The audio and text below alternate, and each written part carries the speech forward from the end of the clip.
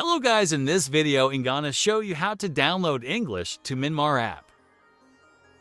First, search on Google Gacha News.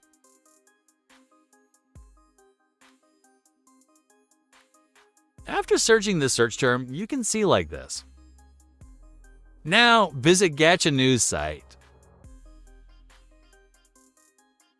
And now go to search box and search English to Myanmar translator. After searching the search term, you can see like this.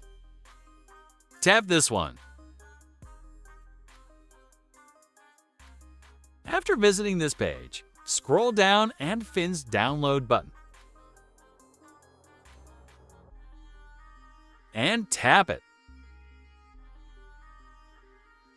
After downloading and installing, you can see like this. Now, you can translate any Myanmar words.